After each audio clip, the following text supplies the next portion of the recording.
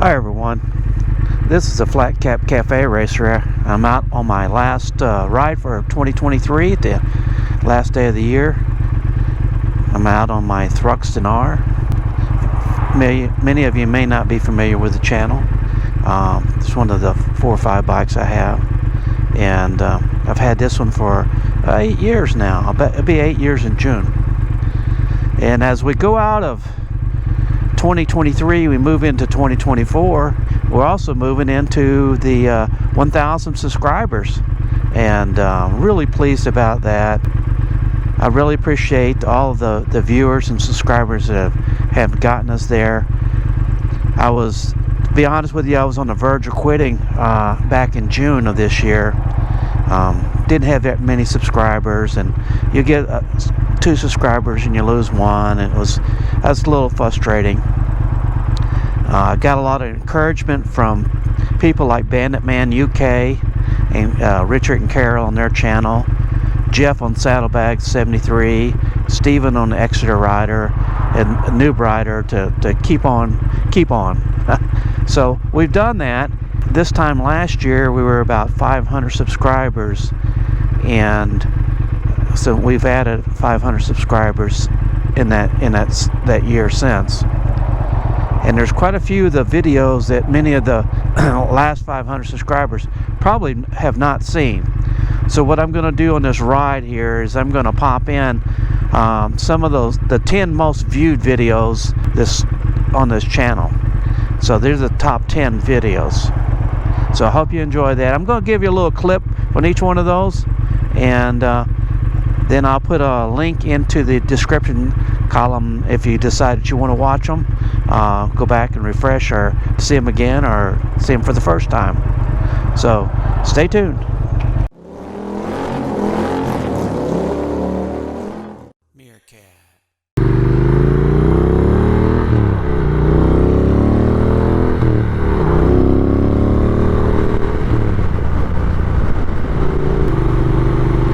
We're going to start off with number 10, and number 10 is, for me, the smaller channels, the success rate is a little bit different than some of the larger channels. A successful video for me is something more than 200 views on it.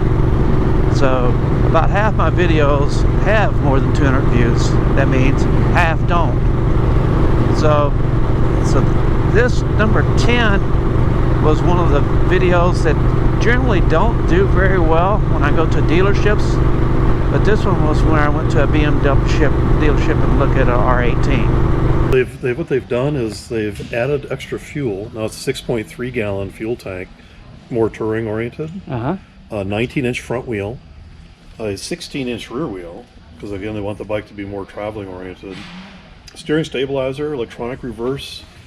But I don't have the key in this one, but this is the big thing on the bike, is this new 10.25-inch TFT screen, which will give you satellite navigation from your phone. Is that the same one they got on the RT? Same as the RT. Another video that usually doesn't do very well on my channel is the touring videos.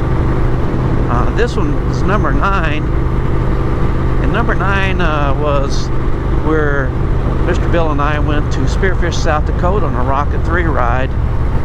Rode the Tiger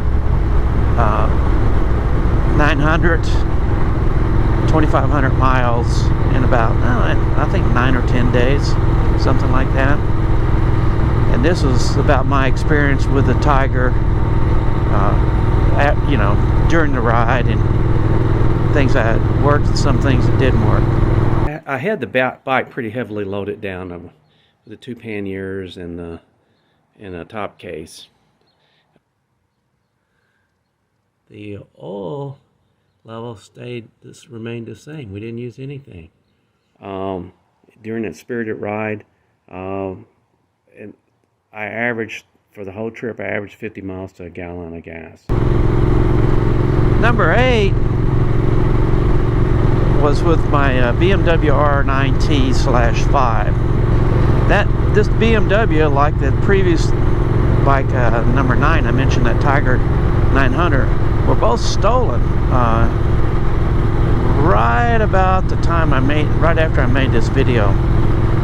And this was about the BMW on the first, like 800 and something days, 850 days I'd owned it.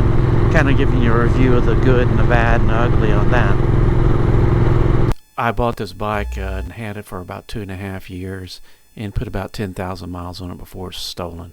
It's a special edition. It's one that's got this big gaudy /5 badge. But this bike is actually pretty quick. I've run in a quarter mile, run 11.7 seconds in a quarter mile, which is pretty quick. I think that's around 118 miles an hour. Last year, I started doing some reviewing motorcycles, and one of the first reviews I did was number 7. It came in number 7. It was on the Triumph Speed Triple 1200 RS. A side-by-side comparison with the Speed Triple being on the left and the Street Triple being on the right. If you notice on the Street Triple, your arms are a little bit farther angled down, and on the Speed Triple, your legs are a little bit farther back. Well, it's riding, so.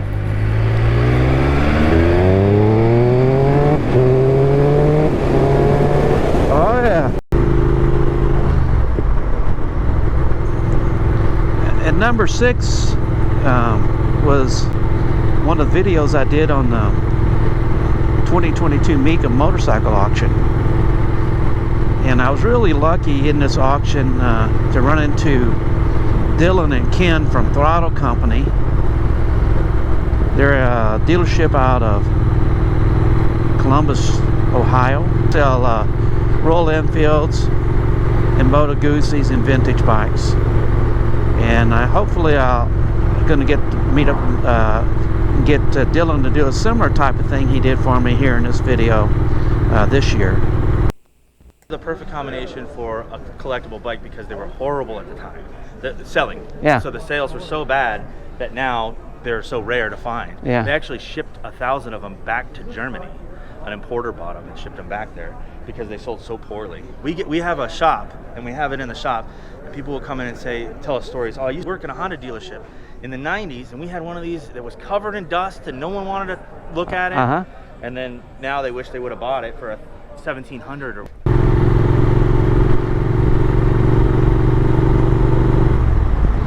The 5th most popular video I had off the channel is the story about Hat Man.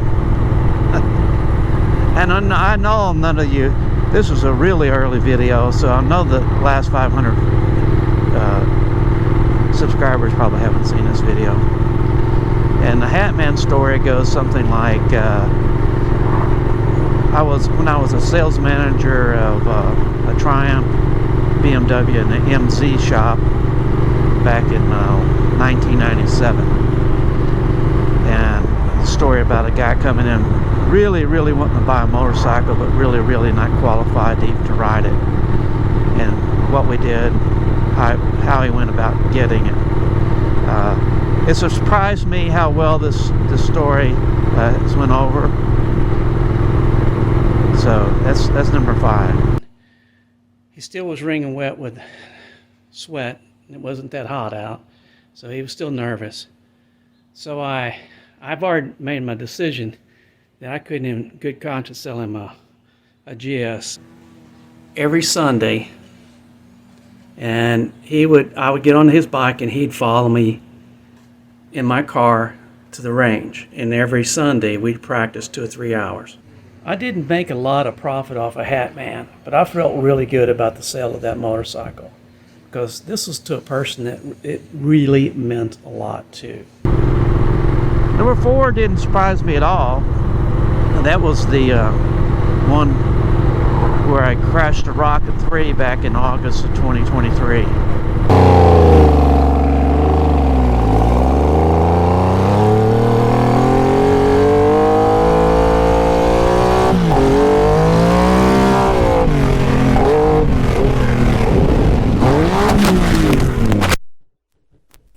I start tumbling about here, and everybody come to my rescue. They end up air flighting me out to a medical center.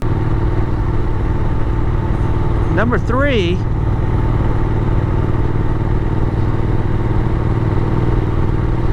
wasn't technically a motorcycle video. It was about Rapid Roy's, my buddy Rapid Roy's Morgan 3. We did a thing on it and let Roy explain everything about the Morgan 3s. That's a really cool video. I thought the Morgan would be unusual. I like unusual things. Something you don't see on every corner, like Harleys in Idaho. Yeah, it is very much like an airplane, World War I. It feels like it. It's got, I mean, I've never flown one, but it has a very unique feel to it, very raw, and it kind of just talks to you. It makes all kinds of neat noises and vibrations. And I really do have to say a bit special thanks to guys like Rapid Roy and Mr. Bill and Gorgeous George and Back to Rec for helping me doing the filming, and Linda also did. My wife did some filming here too, doing all these videos.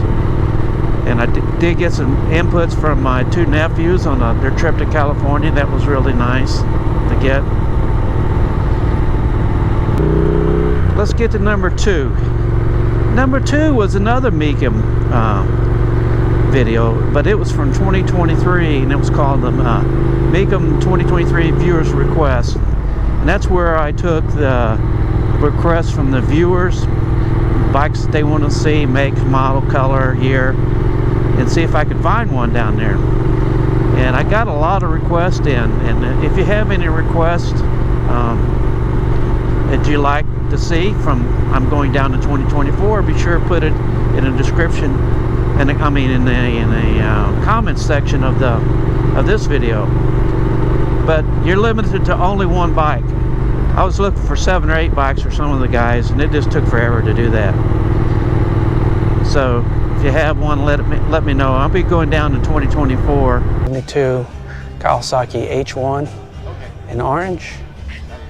And I think the same guy that did the CBX did this one. Looks like it's got the stock air box on it, some filters on it. The cases are really shiny compared to what highly buffed. Everything is a lot shinier than it was stock, that's for sure. Shows about 2 miles on it. Very nice. Whoever did these bikes did them really well. Yeah, that was us. Oh, it did? Yeah. Are you the guys that did this? Yeah. Huh. Show what was done.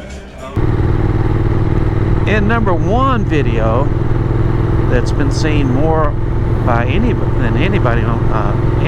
on my channel is the 6,200 mile review I did on my Tiger 900.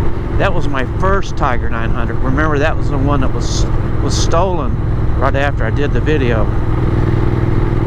So I do have a new Tiger 900 now, and I guess I'll have to wait till I get to 10,000 miles to do a review on that one, huh?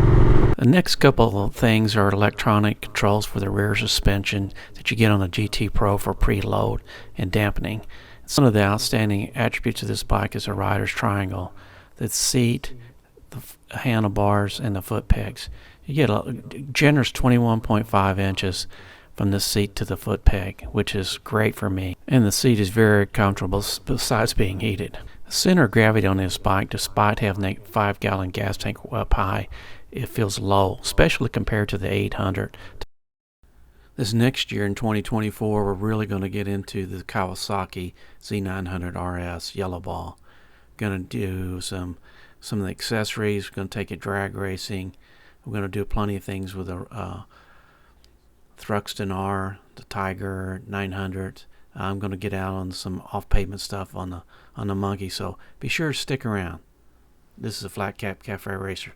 Thanks for watching and subscribing.